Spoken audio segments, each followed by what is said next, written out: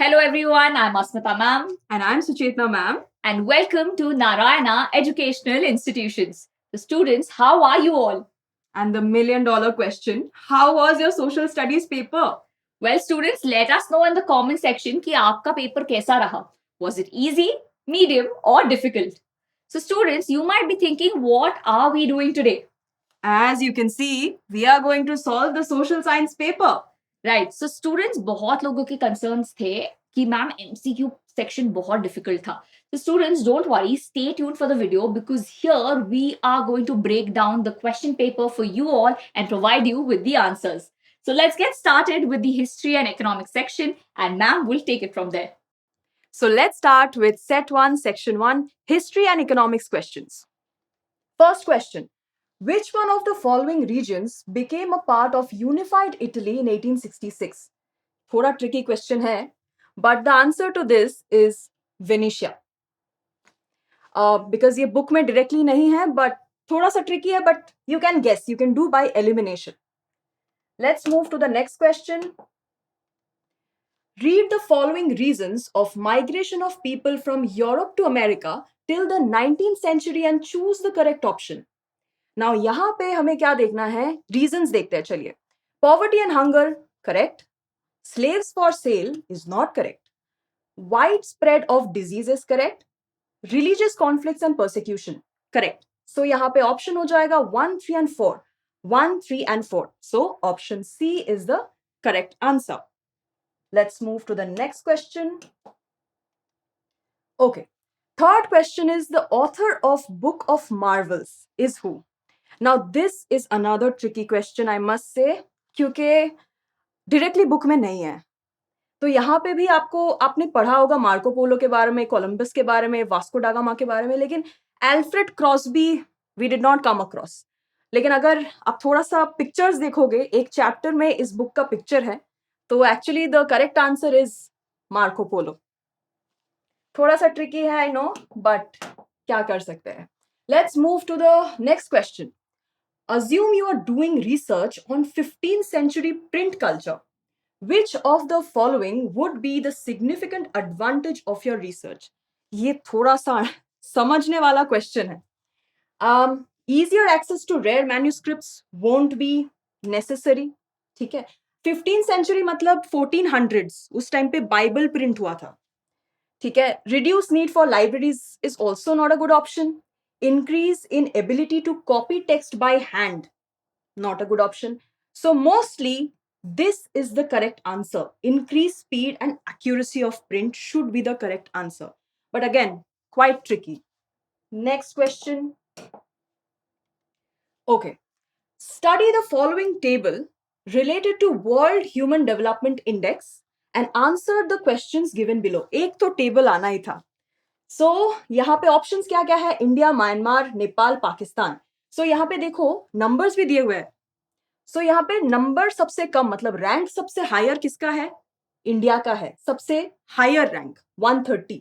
And that is why what happens, कौन सा country का हाईएस्ट रैंक है ह्यूमन डेवलपमेंट इंडेक्स में? The correct answer becomes India. Easy enough. Let's move to the next question.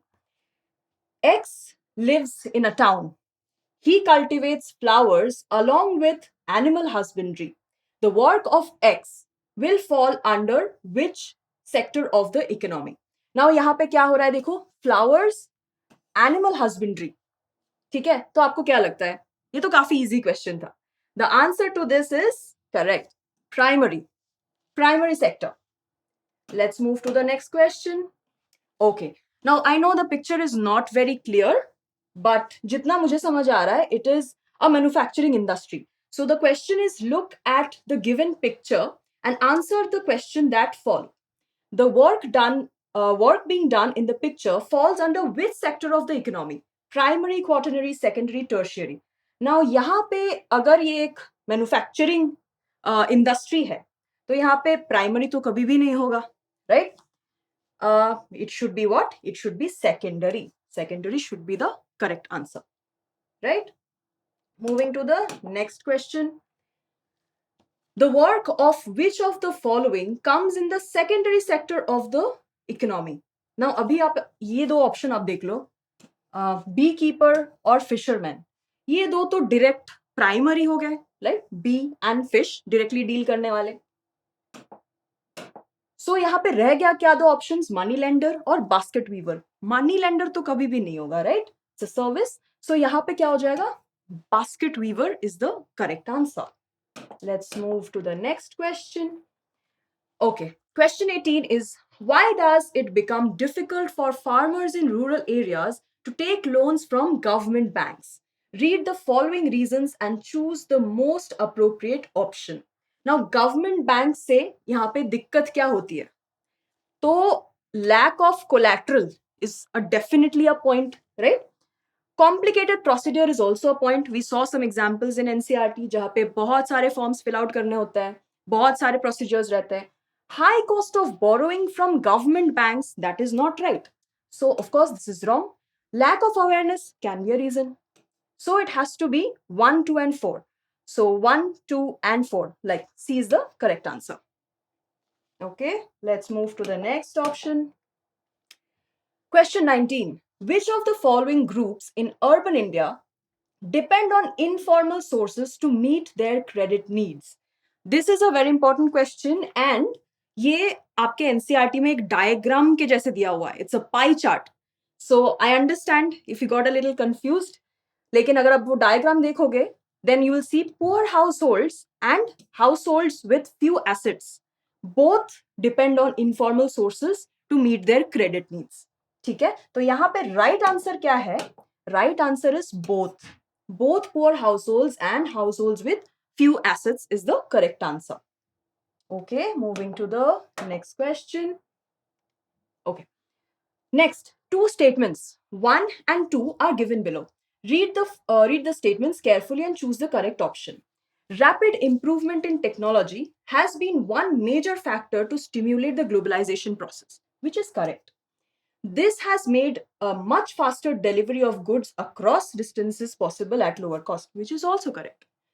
So, both statements 1 and 2 are correct. Statement 2 is the correct explanation of statement 1. So, correct. That is the answer for this question. Okay, so we are done with section 1. Now we'll do the rest of the MCQs from set 2.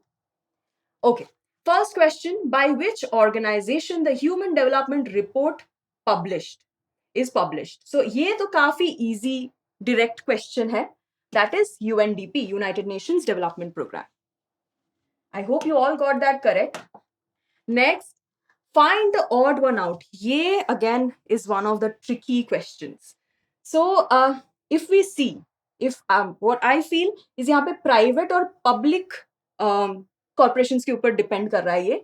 तो यहाँ पे ये जो है, this is a public entity and rest all are private. ठीक है, तो D should be the correct answer. But let's see, ये थोड़ा सा confusing है. So we'll see till NCERT releases its answer key, but most probably D is the correct answer. Let's move to the next one. Choose the correct option to fill in the blank. The process of removing barriers on foreign trade and investment by the government is known as what? This is very easy. Removing barriers.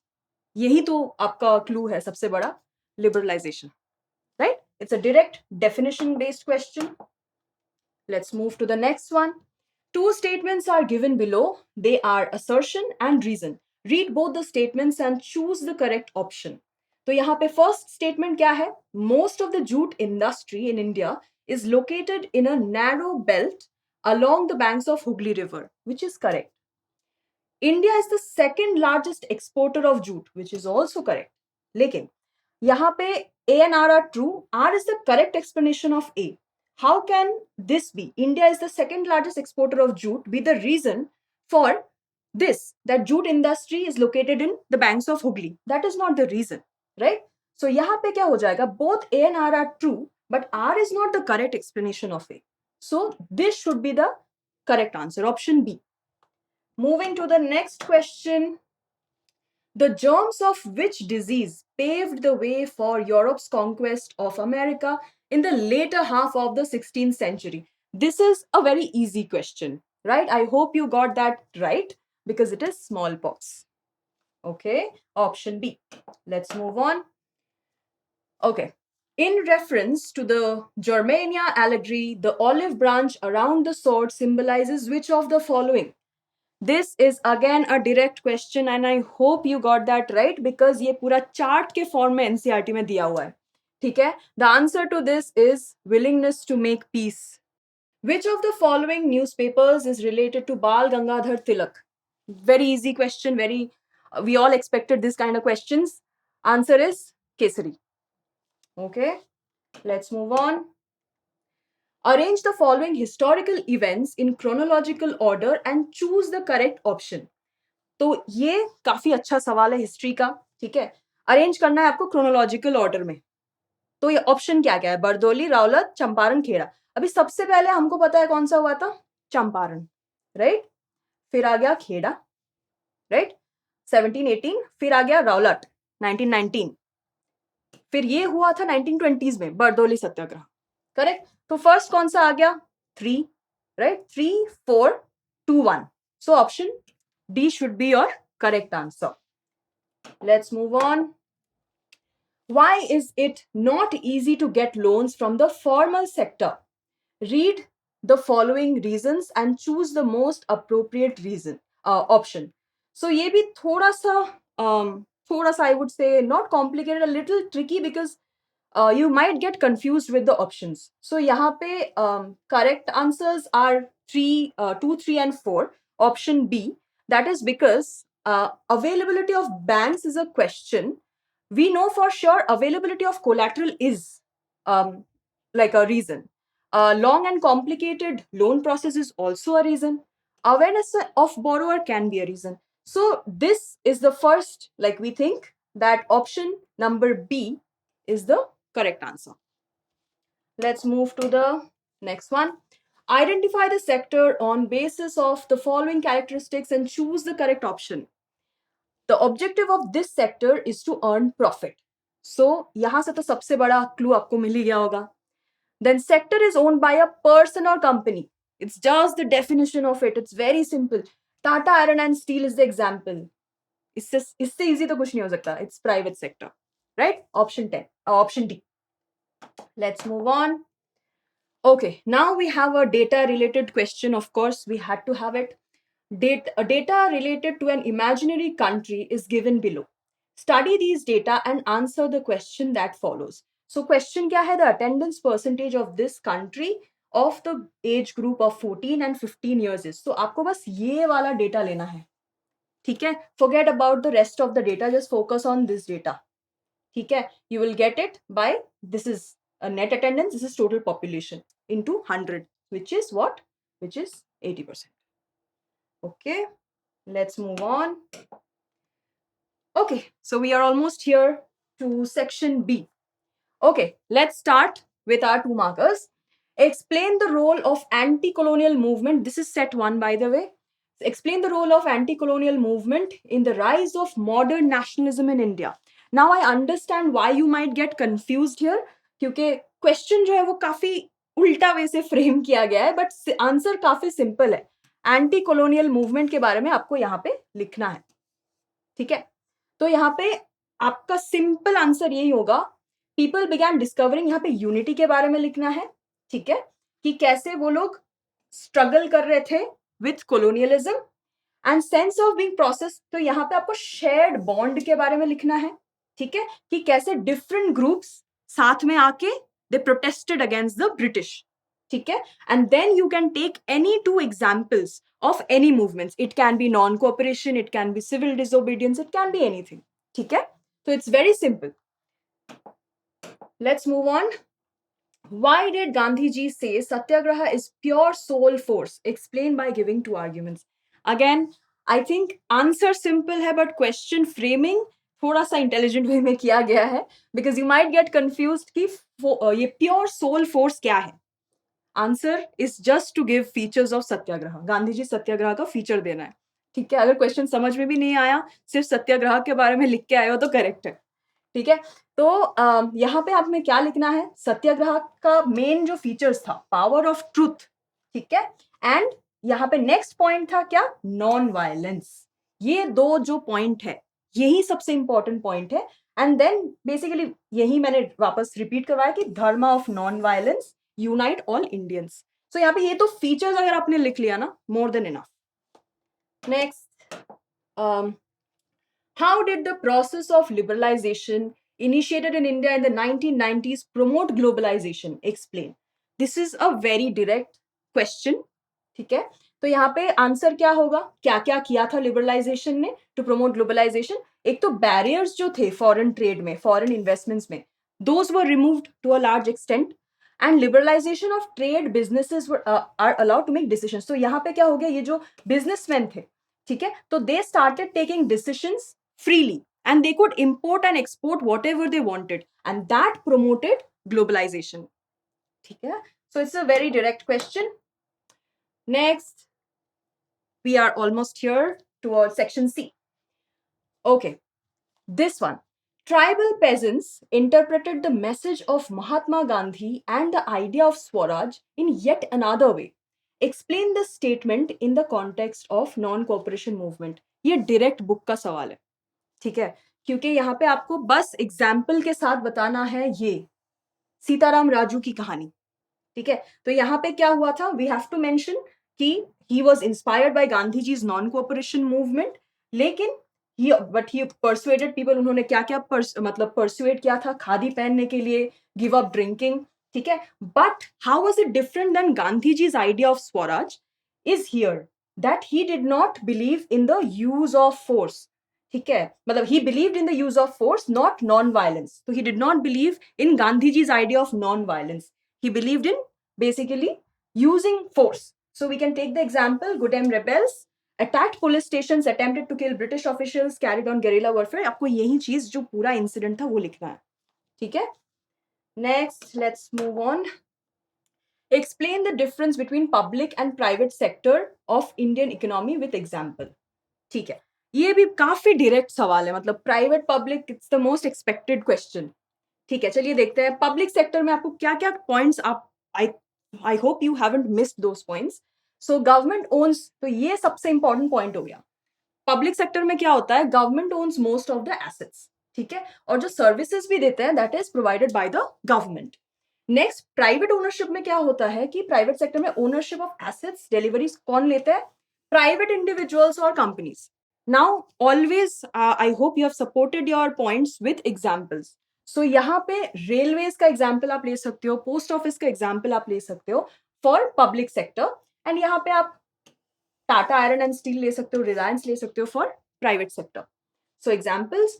And then you also have to mention another point कि यहाँ पे जो पैसे जो earn होते हैं public sector में, it is not just to earn profits, not just to earn profits, whereas private sector में it is just to earn profits.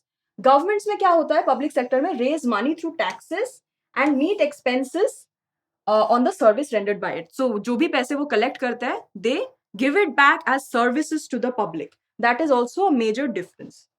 Okay, I hope that is clear. Next, we are in section D now. Okay, the long answer type.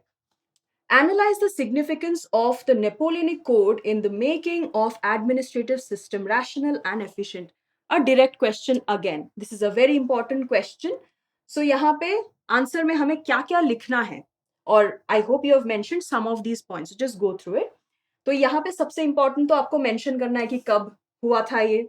ठीक है, Napoleon लाए थे.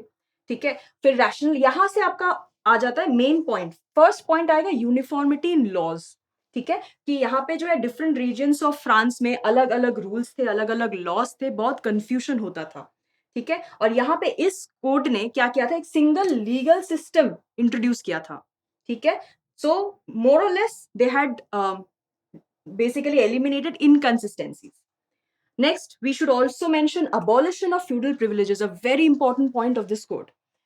ठीक है, तो basically all the feudal privileges जो nobility enjoy करते थे वो सारे अबॉलिश कर दिए गए थे. ठीक है, आई जस्ट, हाँ. So it promoted merit based governance. ये आपने आई होप मेंशन किया होगा कि मेरिट के बेसिस पे अभी लोग पोजीशंस ले सकते थे. Next, equality before the law, all citizens treated equally under the legal system. So one legal system, right. तो यहाँ पे फेयर ट्रायल्स होने लगे, यूनिफॉर्म जस्टिस होने लगे, ठीक है. Then protection of property rights, this was a very important point. Private property was legally protected. अभी यहाँ पे प्राइवेट प्रॉपर्टी जो है वो प्रोटेक्शन में आ गया था, ठीक है. Boosting economic stability. Next we also have to mention centralised administrative control, ठीक है. यहाँ पे स्ट्रॉन्ग सेंट्रल अथॉरिटी कंट्रोल में थे, ऑर्गेनाइज हो गया था काफी, ठीक है. And then foundation for modern legal systems. So many countries in Europe इस कोड से वो एज अ एग्जाम्पल लेके काफी सारे और कंट्रीज में जैसे कि जर्मनी, इटली, स्पेन में भी ऐसे ही नए चीजें लाई गई. It served as the model for legal reforms worldwide. Legal reforms भी इसी कोड के बेसिस पे होने लगा. So I hope you have mentioned these points. Next, we'll move to the next question. How was liberalism allied to national unity in Europe in the early decades of the 19th century? Analyze. This is also quite direct. Now, liberalism and national unity. इसके बारे में हमें points क्या क्या है? एक तो वापस individual freedom and rights. ठीक है. इंडिविजुअल फ्रीडम एंड राइट्स के बारे में आपको जरूर लिखना है. रूल ऑफ लॉ आया था, इक्वल राइट्स आए थे. Then opposition to monarchies and feudal system. So it's kind of in the same line कि मोनार्की अबॉलिश हो गया था, फ्यूडल सिस्टम जो है वो अबॉलिश हो गया था. अभी people you know aristocrat class जो था, they had lost their power, ठीक है. Then promotion of national, just a second, हाँ, promotion of a common national identity. This is a very important point. ठीक है. Nationalists sought to unite people. Common language के basis पे वो लोग nations create कर रहे थे, ठीक है. History and culture, for example, हमें German और Italian unification देखने को मिलता है, right? जहाँ पे fragmented parts of the nation were coming together and forming one single nation. Then abolition of feudal privileges. This is the same as the previous point. यहाँ पे देखो वापस नेपोलियनिक कोड का मेंशन आ गया, प्लेड अ रोल, ठीक है. तो it's kind of interconnected. Then revolutions and uprisings. This is also very important कि यहाँ पे रेवोल्यूशंस होने लगे, राइट. जुलाई रेवोल्यूशन हुआ 1830 फ्रांस में. तो यहाँ पे आप एग्जाम्पल्स और ये सारे एग्जाम्पल्स आप देके समझा सकते हो. Overthrow the monarchy and establish constitutional government. Then Germany में जो रेवोल्यूशन हुआ, इटली में रेवोल्यूशन हुआ, हंगरी में रेवोल्यूशन हुआ, वो सारे एग्जाम्पल्स के साथ आप इस आंसर को एक्सप्लेन कर सकते हो. We have one more point. Economic and industrial growth supported unification. तो अभी क्या हुआ, जैसे लिबरलिज्म आया, मार्केट्स तो फ्री हो गए, ठीक है. Markets became free and economic integration हुआ, ठीक है. तो जैसे कि जर्मनी में ज़ोल्वरीन आया, तो इकोनॉमिक एक यूनिटी हुआ जिस वजह से पॉलिटिकल यूनिटी भी हो गया, ठीक है. तो that is it about the last question. Now, moving on to the next question. Manufacturing industries are considered the backbone of the economic development of a country. Justify this statement. ठीक है, so we'll look at that. ये तो again it's a very direct easy question, I would say. ये थोड़े लंबे हैं लेकिन काफी इजी क्वेश्चंस हैं. तो यहाँ पे हम जस्टिफाई करते हैं. चलिए, मैन्युफैक्चरिंग इंडस्ट्रीज तो यहाँ पे ग्रोथ ऑफ नेशन में काफी पार्ट लेता है, ठीक है. नेक्स्ट आपको क्या क्या point I hope you have mentioned is industrial production, generating employment, increasing exports and development. यही पॉइंट्स को आपको इलेबोरेट करना है. Okay, these 5 points. So let's start. तो यहाँ पे देखो हम ये बोल रहे हैं कि नेशनल इनकम एंड जीडीपी की तरफ जो कंट्रीब्यूशन है इंडस्ट्रीज का, तो यहाँ पे देखिए आपको देख सकता है कि ये ग्रॉस डोमेस्टिक प्रोडक्ट में इसका contribution. Then in India, the government's Make in India. Please take examples. The more examples you use, the better the answer. Initiative aims to increase the share of manufacturing in GDP. ठीक है?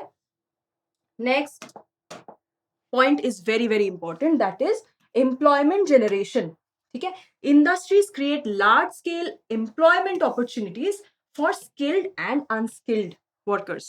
तो employment generation के बारे में जरूर लिखना है, ठीक है. अनएम्प्लॉयमेंट रिड्यूस हो जाती है. Then next point is strengthening agriculture and other sectors. अभी इंडस्ट्री सिर्फ खुद एक सेक्टर नहीं है, it also supports the other sectors, for example agriculture. इसी से जुड़ा हुआ अगला सवाल भी है, पूरा इलेबोरेट करके आपको वो लिखना है, बट अच्छी बात है, answers are interconnected. So manufacturing industries support agriculture by producing farm equipment. So agriculture में जो फार्म इक्विपमेंट्स यूज होते हैं, that is manufactured by industries, right? Like for example tractors, then fertilizers, pesticides, everything. So the help that it provides to the other sectors. Next, encouraging innovation and technological advancement. ठीक है, तो यहाँ पे हमें लिखना है कि इसके वजह से रिसर्च होता है, इनोवेशन होता है, टेक्नोलॉजी होता है, of course industries developing, right? For example यहाँ पे आईटी का एग्जाम्पल आप ले सकते हो, ऑटोमोबाइल इंडस्ट्रीज के बारे में आप लिख सकते हो, राइट? तो transportation is basically changing globally. Next, increase in exports and foreign exchange. This is again connected to this. Let's say if you are producing, आप बना रहे हो अच्छा ट्रांसपोर्ट गुड्स, ठीक है, transportation goods, then you can also export it. For example, manufactured goods like automobiles, textiles, electronics, you can exchange the products, you can export them and get valuable foreign exchange. And then a strong industrial base reduces dependence on imported goods. So basically आप dependent नहीं रहते हो imported goods के ऊपर. You have your own goods to survive on. Let's move to the next point. Reducing regional disparities and urbanization. So यहाँ पे आप देख सकते हो, if let's say we are setting up industries in a rural area, so उस area को हम develop कर सकते हैं, राइट? सो ये देखो, तो यहाँ पे बैकवर्ड एरियाज में अगर हम इंडस्ट्री सेट कर रहे हैं, there would be development and economic equality. People would get more opportunities, right? Then industrialization leads to the growth of cities, infrastructure, better living standards. So जैसे इंडस्ट्री सेटअप होता है, लोगों को जॉब्स मिलते हैं, लोगों को सर्विसेज मिलते हैं, and people will eventually have a better standard of living. Next, boost infrastructure and industrial growth. यहाँ पे आपको क्या लिखना है? इंफ्रास्ट्रक्चर में आपको रोड्स आप लिख सकते हो, पावर, कम्युनिकेशन. तो यहाँ पे आप एग्जाम्पल देख लो. Industrial hubs like Mumbai, Bengaluru, Chennai have developed because उनका manufacturing base इतना strong है. Okay? Okay. The next question is, agriculture and industries complement each other. Justify the statement. This is also quite direct and काफी related है to the last answer. So यहाँ पे क्या क्या आपको लिखना है? Main point is, agriculture provides raw materials to industries. This is the last point that I explained, right? Agricultural industry के लिए जैसे कि आप एग्जाम्पल्स लेके बोल सकते हो, टेक्सटाइल के लिए जैसे कॉटन, वुल, जूट जो हो गया टेक्सटाइल इंडस्ट्री, तो ये रॉ मटेरियल्स है, एग्रीकल्चर प्रोवाइड करता है टेक्सटाइल इंडस्ट्री को. देन शुगर इंडस्ट्री को शुगर केन प्रोवाइड किया जाता है. फूड प्रोसेसिंग इंडस्ट्री में ग्रेन्स, फ्रूट्स, ये सब प्रोवाइड किया जाता है, राइट? सो इंटरडिपेंडेंस है. Moving to the next slide. Industries provide machinery and tools for agriculture. ये एग्जाम्पल मैंने लास्ट वाले आंसर के लिए भी दिया था. क्या है कि tractors, irrigation pumps, fertilisers, pesticides, high yield seeds, helping farmers increase productivity. So ये सब कुछ कहाँ बनता है? इंडस्ट्रीज में बनता है. Then next point, industries generate employment for agricultural workers. ये आपने दूसरे चैप्टर में भी पढ़ा होगा, that agriculture is not something that you can do throughout the year. तो वो टाइम का क्या, जब कोई काम ही नहीं है, तो तब फार्मर्स क्या करते हैं? They look for other jobs in industries so they can sustain themselves. So that is how off season में farmers and agricultural laborers को job दिया जाता है. For example, dairy and food processing industries employ rural workers. Next, okay. Next point is improved storage. जैसे कि agriculture में कोई bulk चीज प्रोड्यूस हो रही है, तो so that they do not go to waste, we have cold storage. ठीक है, industries provide cold storage, food processing, packaging industries, right? So that excess items do not go to waste.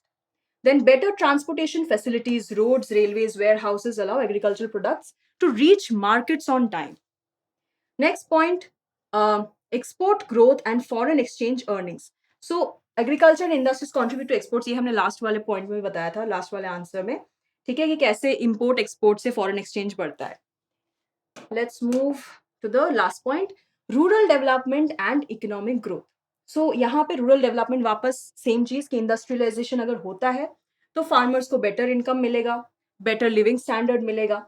Agro based industry reduces migration. So farmers को जो villages से बाहर towns में, cities में जाना पड़ता है, that they can reduce. Okay, passage तो प्रिंट एंड सेंसरशिप से है ये. चलिए देखते हैं, ठीक है. तो पैसेज आई होप आपने पढ़ लिया होगा. Explain the meaning of sensor. Questions देख लेते हैं पहले, ठीक है. Why did the colonial administration keep an eye on books and newspapers? Why did Gandhiji start a nationwide satyagraha against Rowlatt Act? Explain two reasons. Very easy. ठीक है, ये तो direct questions है, वो भी passage से भी आप ले सकते हो. So first you have to explain what censorship is. The technical definition of censorship is suppression or prohibition. ये terms important है. क्या? Books, news, etc. क्यों? Obscene, politically unacceptable माना जाता है. ठीक है, क्यों? एक थ्रेट माना जाता है सिक्योरिटी पे. ठीक है, इसीलिए सेंसर किया जाता है. And it provides government with extensive rights to censor reports. Government can actually censor reports and editorials in the vernacular press. So you can describe censorship like that. Next हमारा क्या question था? Next question था colonial administration ने क्यों books और newspapers पे why did they keep an eye on them? तो यहाँ पे डिस्पाइट रिप्रेसिव मेजर्स, यहाँ पे नेशनलिस्ट जो न्यूज़पेपर्स थे उस टाइम पे इंडिया में काफी बढ़ गए थे. ठीक है, और उसके वजह से क्या हुआ, ये जो रिपोर्ट्स आने लग गए कि कॉलोनियल मिसरूल के बारे में. ठीक है, कि colonial masters are not ruling us well, and report started coming out. Encourage nationalist activities, and since they were not happy with the rule, nationalist activities, revolts started taking place. And this basically nationalist criticism provoked militant protest. People became violent. They started attacking the British people. This in turn led to a renewed cycle of persecution and protests. Okay? So the British government wanted to repress. Next, third question tha, why did Gandhiji start a nationwide satyagraha against the Rowlatt Act? Explain any two reasons. Chalo. Sorry. हाँ. So यहाँ पे Rowlatt Act gave the government enormous powers. तो यहाँ पे पहले तो explain करो कि Rowlatt Act था क्या. ठीक है, enormous power दिया गया जहाँ पे political activities को repress कर दिया जाता था. ठीक है, and यहाँ पे political prisoners को detention होता था. ठीक है, तो detain the political prisoners and without even a trial. This is a very important part of Rowlatt Act. Trial भी नहीं कर सकते थे for 2 years.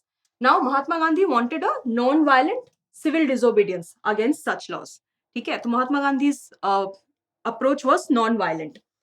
लेकिन क्या हुआ, दो इंसिडेंट थे. First, infamous Jallianwala Bagh incident. You have to explain also what happened there. So basically General Dyer had started firing on the crowd, the innocent crowd, killing hundreds. Okay? And when the news spread of Jallianwala Bagh, that is when protests, so the crowds took to the streets, which means they were protesting violently against the British. That is a major reason. Next, there were strikes, clashes with the police. Now you show the violent strikes. Okay? Government buildings, there were attacks everywhere. And what happened? The satyagrahis were forced to rub their noses on the ground. So they were humiliated by the British officials. Okay, crawl on the streets. So you can give these examples. And finally, what happened? Gandhiji agreed, thus felt the need to launch a broad-based movement, which was Rowlatt Satyagraha. Okay? We have another passage and we have a question. This is quite direct, okay, and very easy also. So let's see what it is. Cooperative societies come under which source of credit? It's a very easy question. Formal source of credit. Mention any two sources of capital of cooperative societies. Any two sources of capital. ये तो आपको इधर से ही मिल जाएगा. ठीक है, ये देखो. Deposits from its members and not this one. Wait. Yeah. Deposits from its members and bank. ठीक है, bank. Okay. So the answer is you can take anything from the passage. Deposits from its members, loans from the banks. ठीक है. And next, so those two, so basically this and this is the answer for this one, this second question. Next, explain the role of cooperative societies in increasing the income of farmers. This is a direct question. ठीक है, तो यहाँ पे ये जो है providing loans, so this one, this entire paragraph you can just take and write the answer. ठीक है, तो यहाँ पे provides loans for the purchase, क्या क्या purchase कर सकते हैं, loans for cultivation, agricultural trade, loans for construction. मतलब ये तो पूरा direct है passage से. Starting with section F, it's a map based section. Let's start. यहाँ पे क्या बोल रहा है? कि two places A and B have been marked. So basically यहाँ पे the place where the session of Indian National Congress was held in 1920. So if it is September, like if it is Nagpur, then it is September. September है तो Calcutta है, December है तो Nagpur है. Two options, Calcutta and Nagpur. ठीक है, so whatever is marked on the map, you can make out. So यहाँ पे the place where Gandhi ji started Dandi मार्च, ये तो सबसे simple question, साबरमती आश्रम से शुरू हुआ था, तो या काफी direct. Hello students, now let's start with the geography section and we will be beginning with section A here, and the set that we'll be answering first is set 1 and the code for that is 32/1/1, right? Moving on to our questions. Our first question was, arrange the following categories of forests in India from the largest to the smallest in terms of area and choose the correct option. अब यहाँ पे हमारे options क्या थे? First was reserved, second was protected and third was unclassed. अब ये तो इतना सिंपल आंसर है ना इसका स्टूडेंट्स, क्योंकि इसका आंसर एक्चुअली आपको क्वेश्चन में ही दे दिया है. This is the right order, you know, from largest to smallest. अब इसका रीजन क्या है? वी ऑल नो, अगर आपने एनसीईआरटी को अच्छे से पढ़ा है तो हमें पता है reserved area covers half or more than half of the forest area, right? Protected covers 1/3 and unclassed is nothing but the remaining of it. तो हमारा largest to smallest क्या हो जाता है? Option B, which is 1, 2 and 3. So this is the right answer. Okay, students? Now coming to our next question. Sariska Tiger Reserve is located in which one of the following states? अब ये भी एकदम आपके NCERT में था, NCERT अच्छे से पढ़ी है तो ये तो डायरेक्ट आंसर है. Let's look at the options. A Madhya Pradesh, ये नहीं होगा. सी उत्तर प्रदेश, ये भी नहीं होगा. डी महाराष्ट्र. तो इसका करेक्ट आंसर क्या बचता है? It is Rajasthan. Rajasthan is the correct answer. आगे बढ़ते हैं. So this is the match the following question. Match column 1 with column 2 and choose the correct option. अब हमें क्या दिए हैं? डैम्स दिए हैं और रिवर दिए हैं. अब स्टूडेंट्स ये वाले क्वेश्चन का ना हैक क्या होता है? Even if you no one of them correctly ना, आप इजीली इसको डिकोड कर सकते हैं. ठीक है, तो देखो मेरी ना पहली नजर किस पे जा रही है? नागार्जुन सागर डैम. अब मुझे मालूम है Nagarjuna Sagar dam is on the Krishna river. तो अब हम देखते हैं कि C2 कौन से वाले ऑप्शंस में बता रहा है. अब अगर हम देखते हैं C2 is only mentioned in option C. So basically हमारा करेक्ट आंसर क्या हो गया? C. तो देखो आपको ना दूसरे ऑप्शंस में टाइम वेस्ट करने की जरूरत ही नहीं है, because if you know even one of them you can easily decode it. ठीक है, let's look at the answers anyway for the others as well. तो हीराकुड का क्या हो जाएगा स्टूडेंट्स? महानदी हो जाएगा. Your Gandhi Sagar is going to be Chambal. आपका नागार्जुन सागर तो हमने ऑलरेडी बोल दिया है, वो कृष्णा है. बचा क्या है? Metro dam, which is for Kaveri, right? तो हमारे ऑप्शन इसमें क्या होता है? Correct option is option C. अब आया है ये वाला question. Choose the correct option regarding major states involved in the Krishna Godavari issue. अब स्टूडेंट्स अगर आपको पता है कि ये रिवर्स कहाँ से फ्लो होती है, कौन से स्टेट्स में फ्लो होती है, तो ये आंसर तो आपके लिए क्रैक करना बहुत ही आसान है. ठीक है, now let's look at the options. Our option A is Karnataka, Kerala and Tamil Nadu. ये तो बिल्कुल ही नहीं है, क्योंकि हमें मालूम है कि Krishna doesn't flow in Kerala and Tamil Nadu, right? अब आ गया है हमारा ऑप्शन सी. देखते हैं. गुजरात, महाराष्ट्र एंड मध्य प्रदेश, ये भी नहीं, क्योंकि हमें मालूम है कि कृष्णा कर्नाटका में तो फ्लो होती ही होती है ना. Then comes our last option Jharkhand, Andhra Pradesh and Orissa, ये भी नहीं है. तो बचा कौन सा? Maharashtra, Karnataka and Andhra Pradesh is your correct answer here. Imagine you're traveling from Delhi to Chandigarh to attend a wedding by road in January. ठीक है, तो पीरियड क्या दे रखा है? Month is January, right? Which of the following crops will you notice prominently in the fields during this journey, right? तो हम कौन सा वाला क्रॉप यहाँ पे देखेंगे? अगर आप देखो, पैडी किसका एग्जाम्पल हुआ? खारिफ क्रॉप का. ठीक है, खारिफ का एग्जाम्पल हुआ ये. सिमिलरली आपका जो मेज है that is also for kharif. जोवार is also for kharif. तो बचा क्या? वीट. एंड क्योंकि ये जनवरी का टाइम है which is nothing but your winter season, कौन सा क्रॉप हम यहाँ पे आंसर करेंगे? That is rabi crop. Rabi crop is your answer here. And rabi का एग्जाम्पल क्या है? Wheat. So our answer becomes option number C, right? Coming to the next one, तो यहाँ पे क्या है, हमें दो स्टेटमेंट्स दिए गए हैं, they are assertion and reason. Read both the statements carefully and choose the correct option. Now quickly look at both the statements once. तो इसमें क्या बोला गया है, हमारा assertion क्या है, minerals are an indispensable part of our lives, ठीक है, which is correct. Minerals are very important for our lives. हमारा reason क्या दिया गया है, all living things need minerals. अब ये statement भी correct है, all living things do need minerals, ठीक है. अब हमें ये तो पता चल गया कि ऑप्शन सी और डी तो नहीं होगा क्योंकि दोनों स्टेटमेंट्स करेक्ट हैं, राइट? अब ये देखना है कि क्या ये एक्चुअल में करेक्ट रीजन है इसका कि नहीं. तो if you see students, it is very well justified क्योंकि पहले असर्शन में लिखा है minerals are an indispensable part of our lives. Now why are they an indispensable part of our lives? Because all living things need minerals. तो अगर आप देखो तो इसने एक्चुअली में रीजन जस्टिफाई कर दिया है. तो हमारा करेक्ट आंसर क्या होगा? Both A and R are true and R is the correct explanation of A. Option 1 is your right answer. Now let's look at this question. यहाँ पे है match column 1 with column 2 and choose the correct option.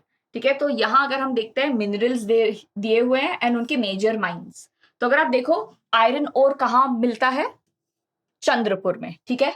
अब जो हमारा B option है वो कहाँ पे है? गया में.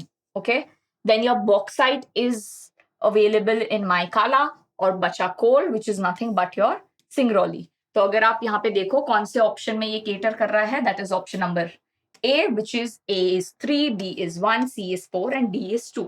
So your correct answer here is option number A. Right? Now let's start with section A of set 2. तो हमने स्टूडेंट्स यहाँ पे क्या किया है ना, बिकॉज हमें पता चला है कि बहुत स्टूडेंट्स ना एमसीक्यू क्वेश्चंस को लेके बहुत ही डाउटफुल थे कि मैम इसका करेक्ट आंसर क्या है. बहुत कंफ्यूजन क्रिएट हो रखा था because everyone is claiming some other answer to be correct. So what we are doing for you is we are going to solve both set 1 and set 2 when it comes to your social science exam, especially for MCQs. So we'll be sharing those answers with you. But when it comes to your other sections, uska detailed breakdown hum sirf set 1 ka kar rahe hain, theek hai? So let's start with set 2 now. And the code for this paper was 32/3/2. Okay. Now let's look at the geography questions that have come in set 2. So this question is again an assertion reason based question. अब इसमें क्या दे रखा है आपका assertion? Most of the jute industry in India is located in a narrow belt along the banks of Hooghly River. ठीक है, ये correct है, बिल्कुल करेक्ट है. नेक्स्ट जो रीजन दिया है, India is the second largest exporter of jute. अब ये स्टेटमेंट भी करेक्ट है. इंडिया लार्जेस्ट एक्सपोर्टर नहीं है, सेकंड लार्जेस्ट एक्सपोर्टर है. अब आप मुझे ये बताना लार्जेस्ट एक्सपोर्टर ऑफ जूट कौन सा कंट्री है, ये मुझे कमेंट्स में बताना, ठीक है. अब नाउ दैट वी नो कि सी और डी तो इसका आंसर नहीं होगा क्योंकि हमारे दोनों स्टेटमेंट्स ट्रू है. अब इसमें से करेक्ट आंसर क्या है? Now if you see students, ये जो रीजन दिया है ना, ये रीजन जस्टिफाई नहीं कर रहा है कि लोकेशन हुगली क्यों है. तो clearly we know that this is not the correct explanation of A. तो हमारा आंसर यहाँ पे क्या होता है? It is option B, right. अब आगे बढ़ते हैं. ये another match the following question.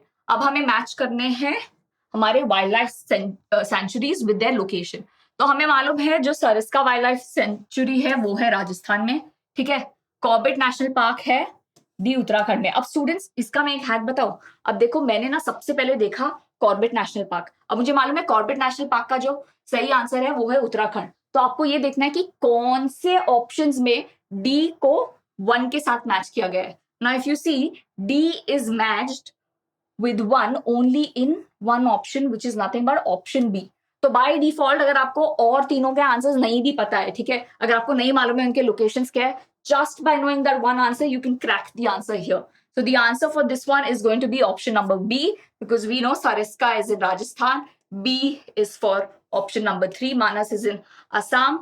Then your Periyar Tiger Reserve is in Kerala and Corbett National Park तो हमने जैसे डिस्कस कर लिया है is in Uttarakhand. So your correct answer here is option number B. Now moving on. Now ये वाले जो questions है ना students, आप लोगों को बहुत डिफिकल्ट लगे हैं बट एक्चुअली ये इतने ट्रिकी क्वेश्चंस थे नहीं. क्योंकि अगर आपने अच्छे से ये पैसेज को पढ़ लिया है ना, आपको समझ में आ जाएगा कि इसका आंसर क्या है, क्योंकि बहुत ईजी है, बहुत ही मतलब सिंपल अंडरस्टैंडिंग बेस्ड क्वेश्चन है ये। तो let's look at this passage. इसमें दिया है Mrs Monica along with her family clears a piece of land and grows grain and other food crops to feed her family। ठीक है, तो हमें पहले पता चल गया है कि she is clearing a piece of land। Then when the soil's fertility decreases, she prepares another piece of land for agriculture। अब इसमें से पूछा है कि which of the following methods of agriculture are we using? Now if you look at the option students, पहला option है plantation farming, ये तो बिल्कुल ही नहीं होगा। तब आ गया इंटेंसिव सब्सिस्टेंस फार्मिंग, ये भी नहीं है। Then comes your commercial farming, ये भी नहीं है। तो बचा क्या हमारा slash and burn farming is your correct answer. ये तो बहुत ही एविडेंट था, क्योंकि अगर आपको स्लैश एंड बर्न के कुछ कैरेक्टरिस्टिक्स भी पता है, आप इजीली इसका आंसर बता सकते हैं, right?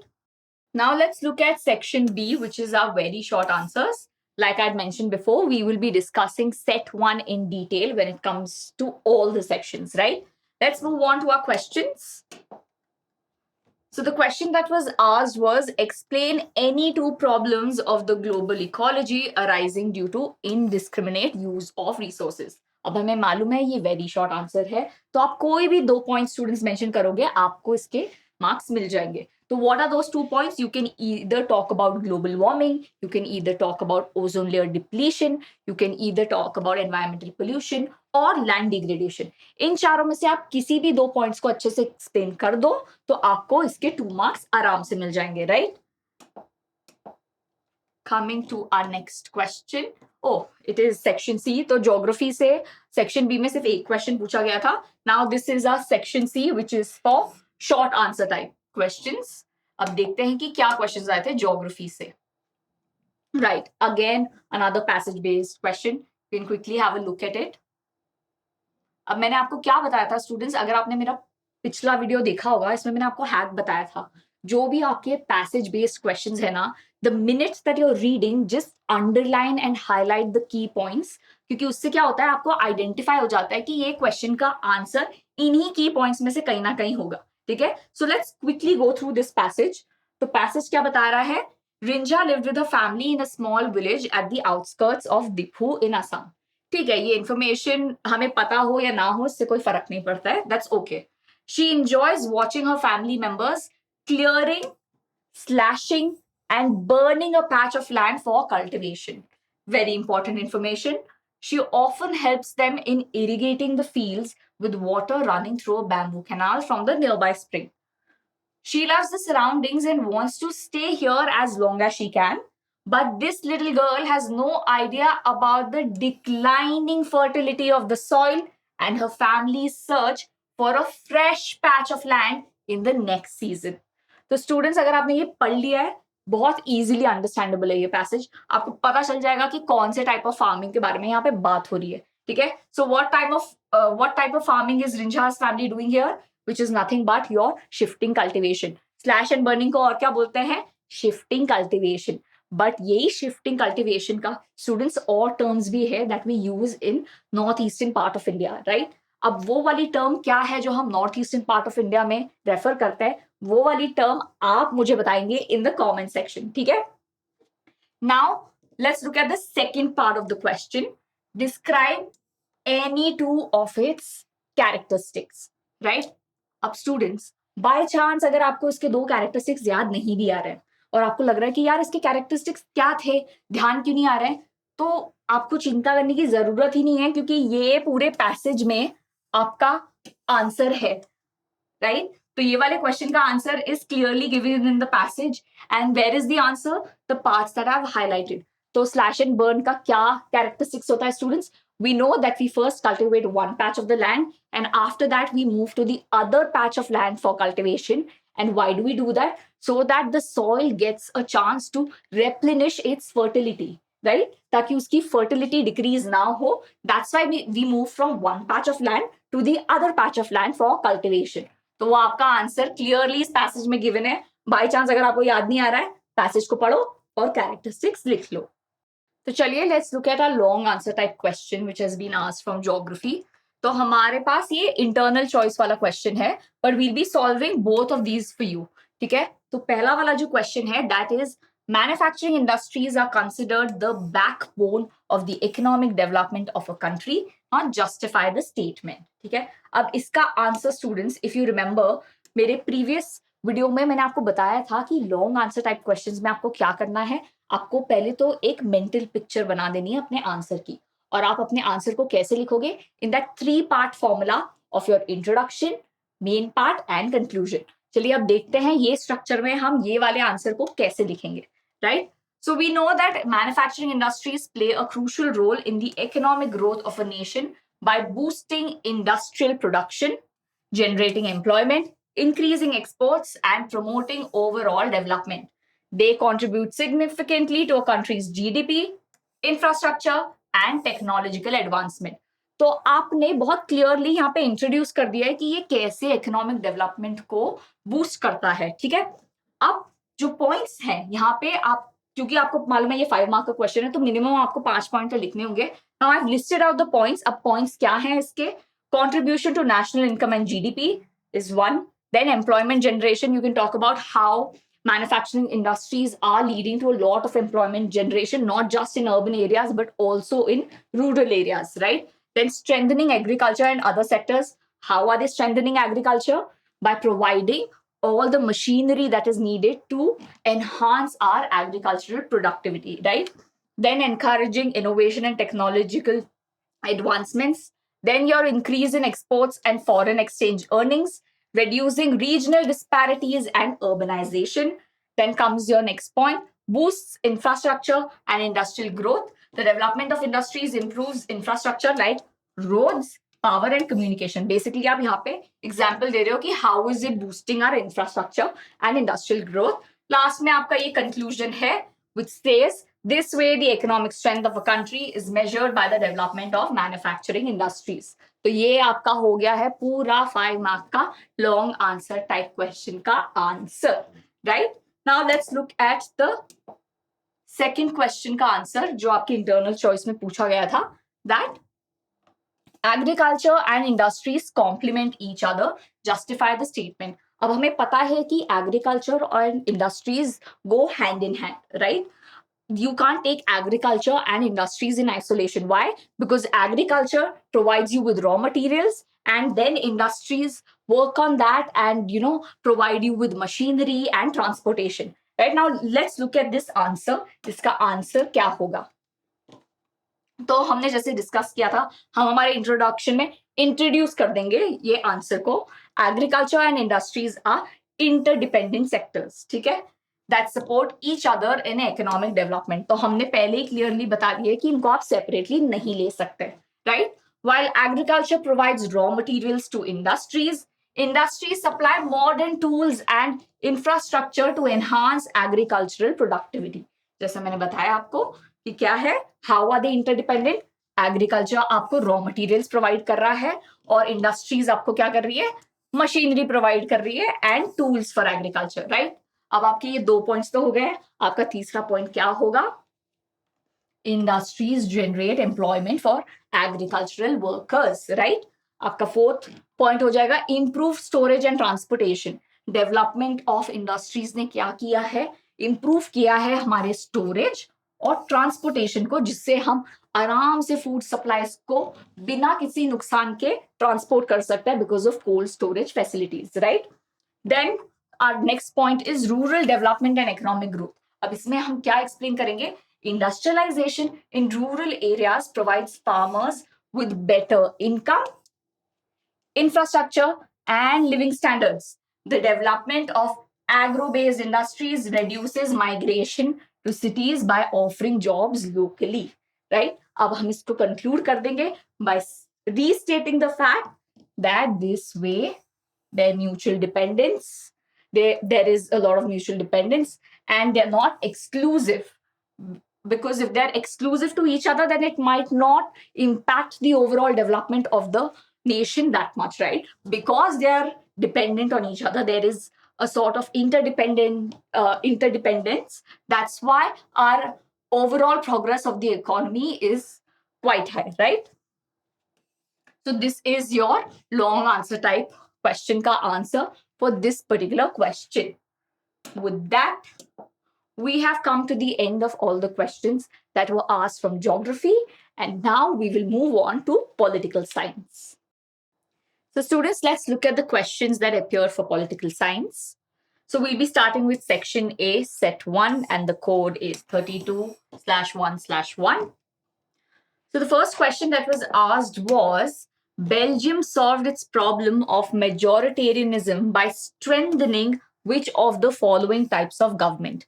Now you have the options A as unitary, B as presidential, C as federal, and D as parliamentary. Now students, here आप में से बहुत लोग ना ऑप्शन A और ऑप्शन C में कंफ्यूज हुए. इसका answer is students option C which is federalism, because वो बोल रहे हैं कि किसको स्ट्रेंथन किया है, right? So initially Belgium did have a unitary form, but later on they moved to a federal form of government. So our answer is going to be C, which is federal, right? Coming to the next question.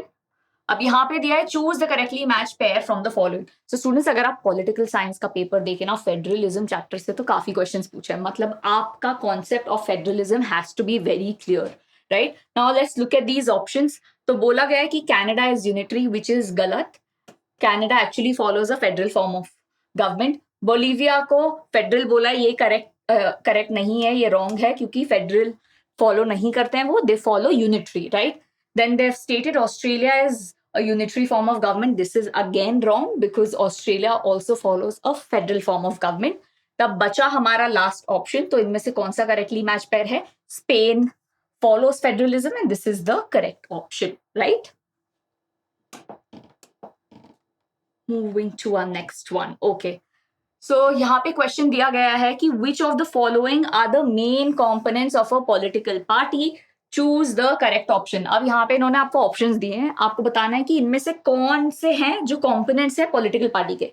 तो हम एक बार options देख लेते हैं जल्दी से. First वाला दिया है लीडर्स, सेकंड दे रखा है एक्टिव मेंबर्स, थर्ड दे रखा है फॉलोअर्स, और फोर्थ दे रखा है pressure groups.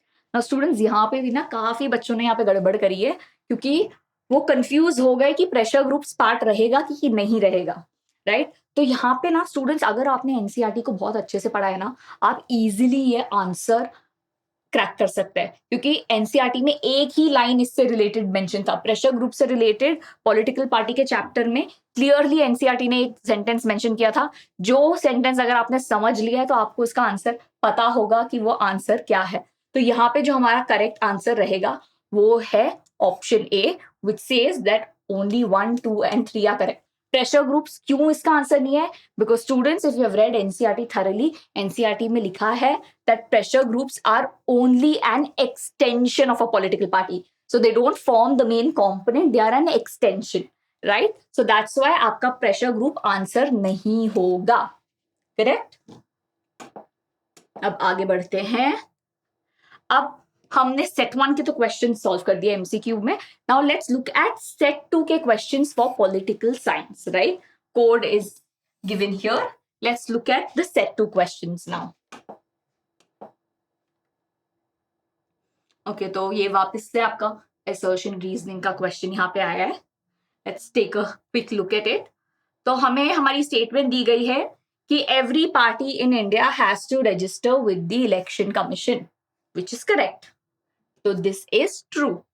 Coming to our reason, the government provides election symbols to all political parties in India.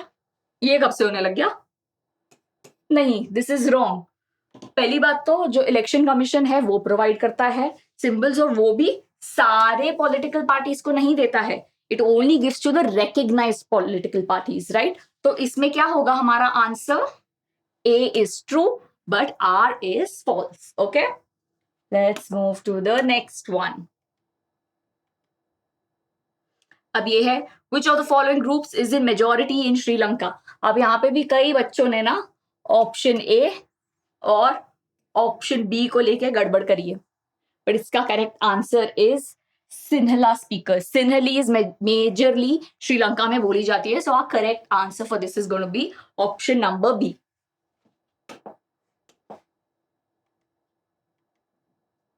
ठीक है, वापस से एक और क्वेश्चन आया है हमारे पार्टी सिस्टम से, पॉलिटिकल पार्टी के चैप्टर से।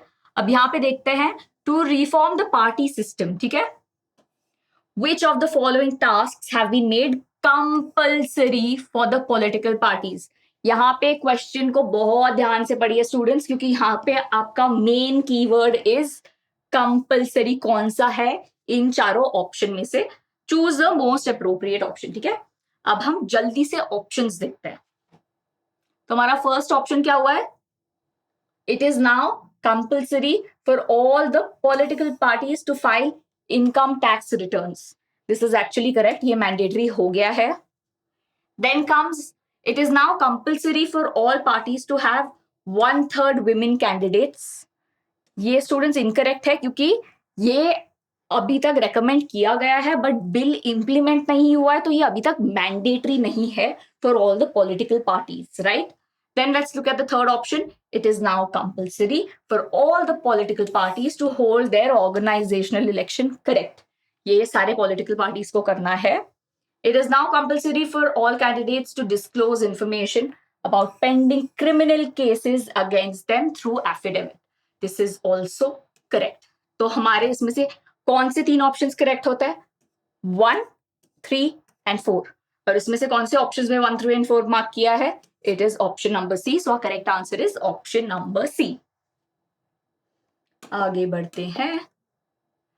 So here we have which of the following statements represent gender equality. ये तो स्टूडेंट सबसे ही फुद्दू सवाल, मतलब इतना सिंपल क्वेश्चन, अगर आप लोगों ने ये गलत किया ना तो I really don't have any comments to give you, क्योंकि ये तो सबको आंसर करेक्ट आना ही चाहिए, ठीक है। तो और option 1 is the value of women's vote is more than that of men. No, equality states both men and women are equal, ठीक है। B is restricting women to household chores. No, equality doesn't mean that you prescribe gender assigned roles, ठीक है। Then providing more rights to men. No, equality doesn't mean कि आप एक segment को ज्यादा votes दो। तो बचा क्या हमारा option number D, providing voting rights equally to men and women. मतलब यहाँ पे तो क्वेश्चन में ही आंसर है, इक्वालिटी दिया है, यहाँ पे इक्वली मेंशन किया है, तो of course our correct answer is going to be option number D, right. अब हम आते हैं नेक्स्ट क्वेश्चन में।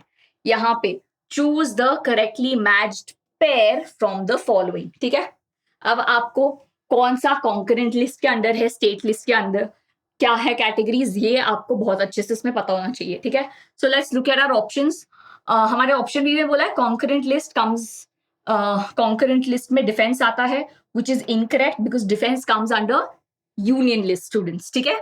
Then concurrent list में पुलिस आता है, which is again incorrect because this comes under state list, okay. Then trade under concurrent, this is again incorrect. अब आप मुझे कमेंट्स में बताना कि ट्रेड कौन से तीनों लिस्ट में से आता है, ठीक है। So leaving बचा हमारा ऑप्शन ए, so concurrent list में एजुकेशन आता है, which is a correct answer, right? अब आया है हमारा ये वाला सवाल, in which one of the following organs of India are women taking advantage of reservation. हमारा option A is correct here, क्योंकि म्युनिसिपल इलेक्शंस में विमेन को रिजर्वेशन प्रोवाइड किया गया है, ठीक है। Okay, the next one, which one of the following languages is included in the 8th schedule of the Indian constitution. इनमें से कौन सी लैंग्वेज है जो 8th शेड्यूल में मेंशन करी गई है? भोजपुरी तो नहीं है, मगधी भी नहीं है, राजस्थानी भी नहीं है, बचा हमारा correct option D, which is Tamil. So this is the language which has been included in the 8th schedule of our Indian Constitution. With that, we have covered the MCQ questions from both set 1 and set 2. Now let's start with our section B, which is our very short answers, and we will be covering set 1 in this. So first question is, suggest any 2 measures to remove gender inequality, right? So since it's a 2-marker, you just have to mention any 2 measures like it's already given in the question. So what's our answer going to look like? So one way to solve this problem is to make it legally binding to have a fair proportion of women in the elected bodies, right? This is what the Panchayati Raj is already implementing. and is already taking forward. One third of seats in local government bodies, in panchayats and municipalities, are now reserved for women, right? So this becomes our first point. Our second point could be the Equal Remuneration Act of 1976, which says that there should be equal wage provided to both men and women for equal share of work, right? Then the other point that if you wish to add, you can add is sex selective abortion shouldn't be encouraged, right? So these points can help you answer your question, which mentions what are the ways that you can remove gender inequality, right? Now comes our section C, which is the short answer type of questions. Let's take a look at the questions that have appeared here. So, our first question is that democratic system of government is considered good in which maximum number of citizens are made stakeholders in political power. Now, you need to explain this statement with suitable arguments. Let's take a look at how our answer would look, right? So, first, you will tell how India is a very diverse country and it's very important that you're listening to everyone's opinion. So, start with your introduction. In a good democratic government, due respect is given to diverse groups and views that exist in a society, right? Now, everyone has a voice in the shaping of public policies, right? You cannot ignore anyone's voice, be it majority or the minority, right? Therefore, it follows that in a democracy, political power should be distributed among as many citizens as possible. Now, why this should be distributed? Because if the power is concentrated in the hands of a selected few, then they will be making policies which are only going to benefit those selected sections of the society, right? Exactly why we need the political power to be distributed in as many hands as possible, right? So the reasons that will follow are power is shared among different organs of government. We already know that we have that our different organs of government have different powers, such as the legislature, executive, and judiciary. Now, such a separation, why is this separation important? Because this ensures that none of the organs can exercise ultimate power. So, this is very important to maintain your checks and balances, right? Then, moving on to the next point, power sharing arrangements can also be seen in the way political parties, pressure groups, and movements control or influence those in power, right? So these set of groups also help you in dividing the power in as many hands as possible. Coming to our last point, in a democracy, the citizens must have freedom to choose among various contenders. So, if you see, we believe in a multi party system, right? We get a lot of options to pick which political party is aptly representing our ideas, our viewpoints, and our ideology, right? So, exactly why we need lot of choices to pick. So, citizens must have freedom to choose among various contenders, right? So this takes the form of competition among different parties. Now, such competition is important because it ensures that power does not remain in one hand, right? So the power is not restricted to only one hand. So in the long run, power is shared among different political parties that represent different ideologies and social groups. So this is what your answer should look like, you know. Let's move on to the next question. So here you have an internal choice. Let's solve the first question first. Explain the importance of political parties in democracy. Let's take a look at the answer. So first you'll go about describing what political party is. So define it. It is a group of people who come together to contest elections and hold power in the government. Okay. Now, why are they important? Because they play a very decisive role in making laws for a country, right? Apart from that, they also form and run governments, which is very important. Then the parties that lose in the elections also play an important role. They play the role of an opposition, right? So, why is that important? Because by voicing different views and criticizing government for its failures or wrong policies, they can help maintain the balance and they can check on the government, right? So, exactly why an opposition role is also very important. Then, parties shape public opinion, right? They raise and highlight issues. So, this is another important power of political parties. And then finally, the rise of political parties is directly linked to the emergence of representative democracies. Political parties fulfill these needs that every representative government has. So, through all these points, we can say that parties are a necessary condition for a democracy. So, out of these, any 3 points that you mentioned, you are sorted with your answer. Now, let's look at the answer for the second internal choice, right? The question here is, why did India adopt the multi party system? Explained with suitable arguments.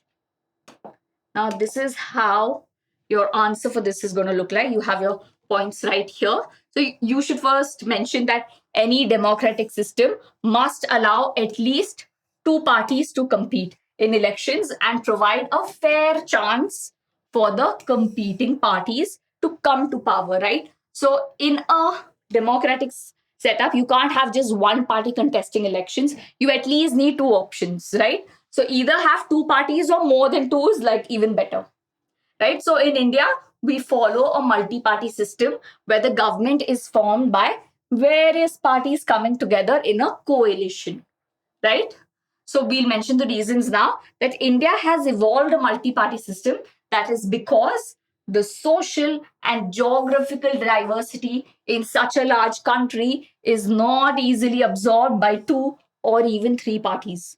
Look, we know how diverse India is. हमें पता है कि India में भिन्न भिन्न प्रकार के लोग रहते हैं, ठीक है? तो डाइवर्सिटी को एक्नॉलेज करने के लिए we need parties that cater to सभी के व्यू पॉइंट्स को, ठीक है? तो इसीलिए इंडिया में मल्टी पार्टी सिस्टम का होना काफी आवश्यक है.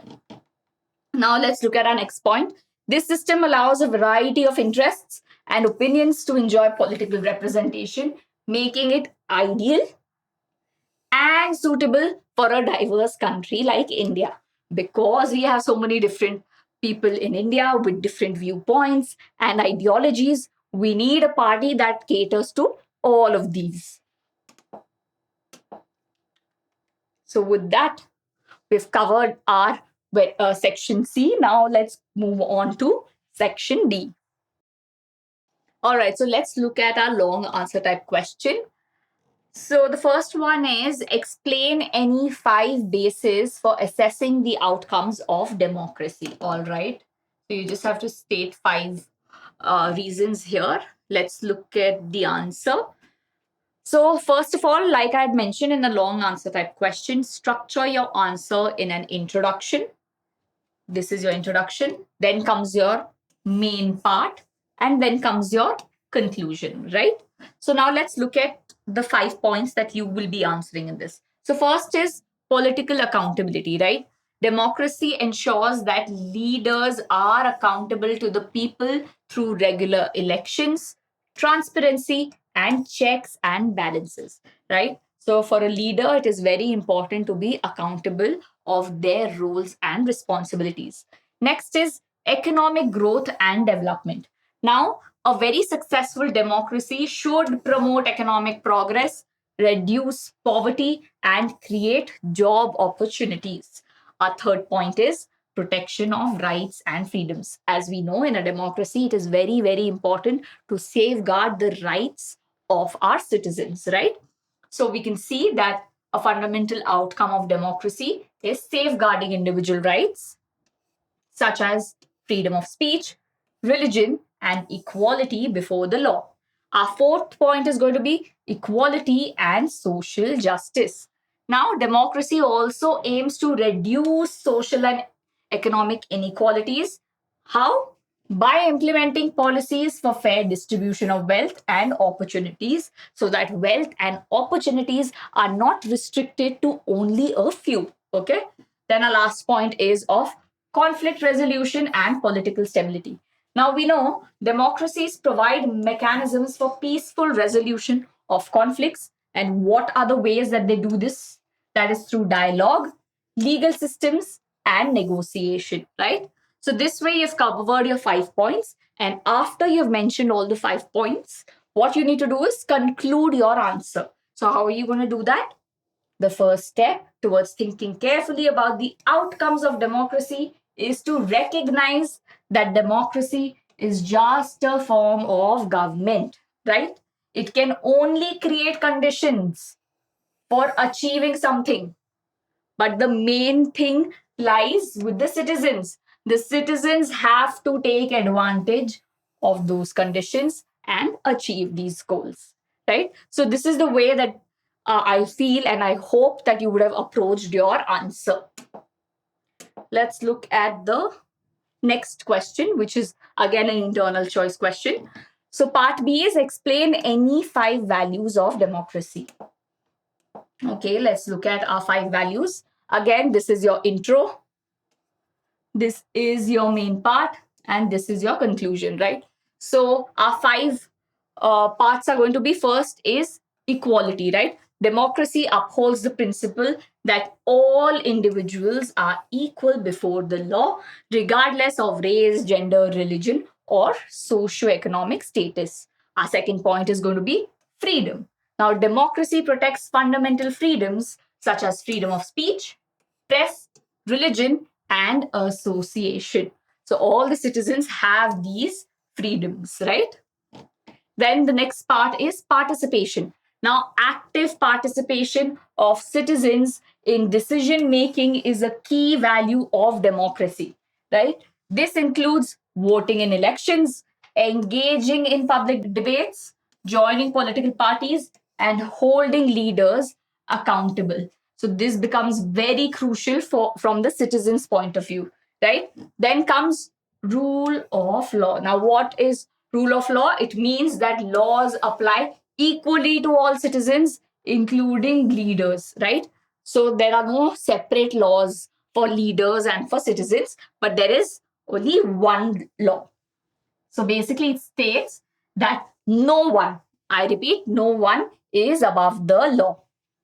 Then your fifth point is on justice and fairness. So here you'll talk about how democracy promotes social and economic justice by ensuring fair treatment and opportunities for all individuals, right? So these are your 5 points, and then you'll just conclude your answer by saying that these values uphold the principles of democracy and has further strengthened democracy in India by reducing inequalities. So this is how your structure for this question looks like, right?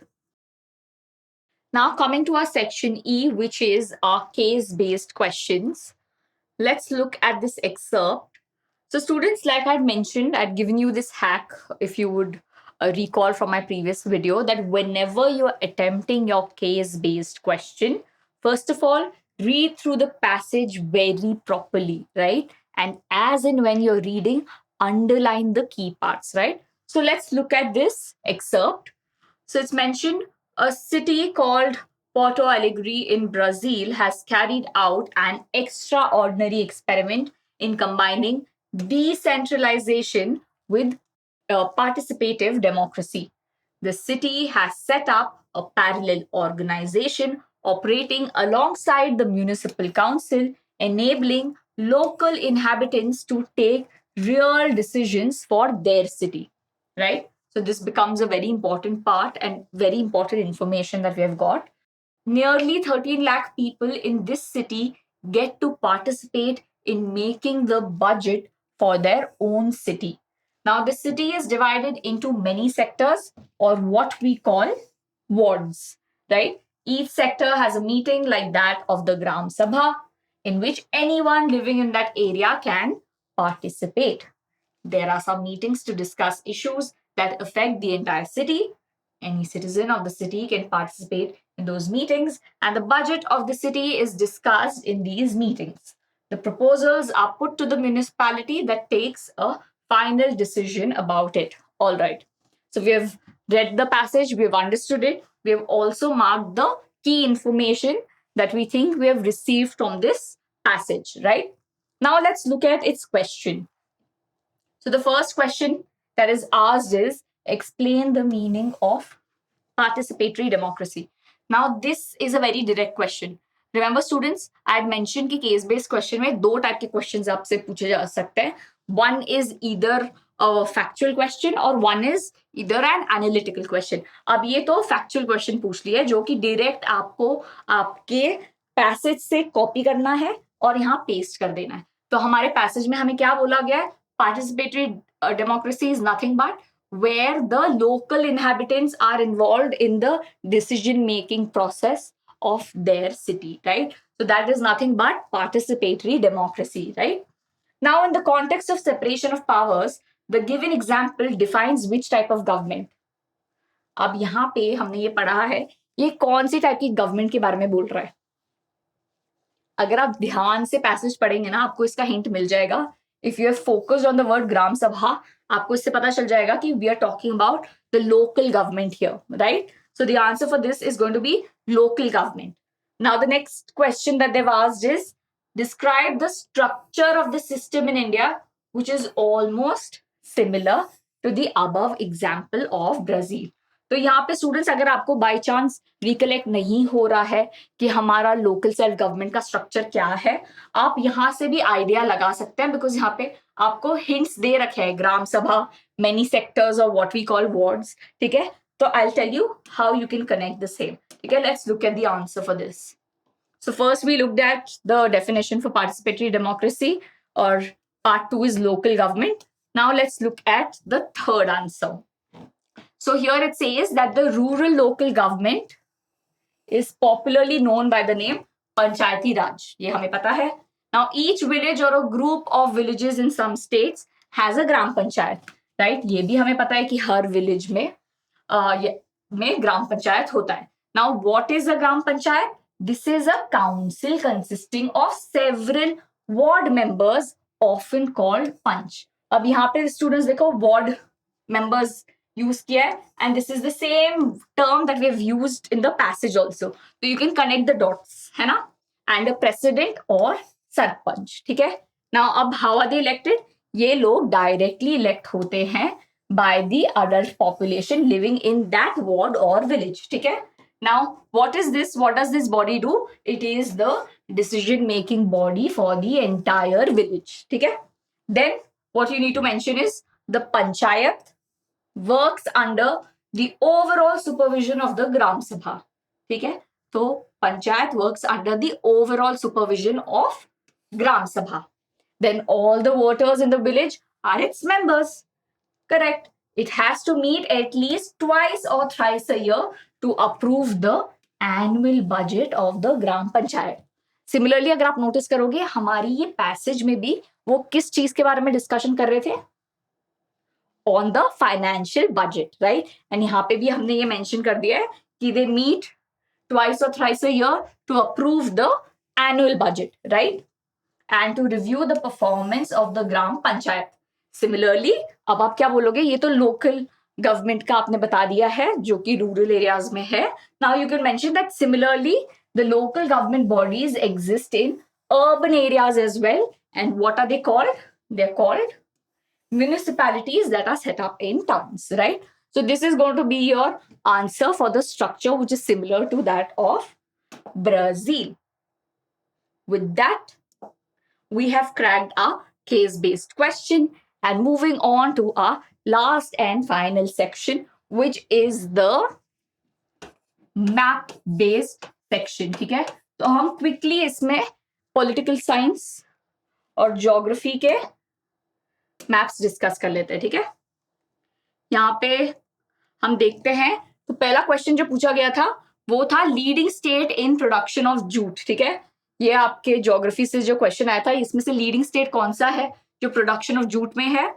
Which is nothing but your West Bengal. ठीक है, तो क्या है हमारा correct answer first वाले के लिए?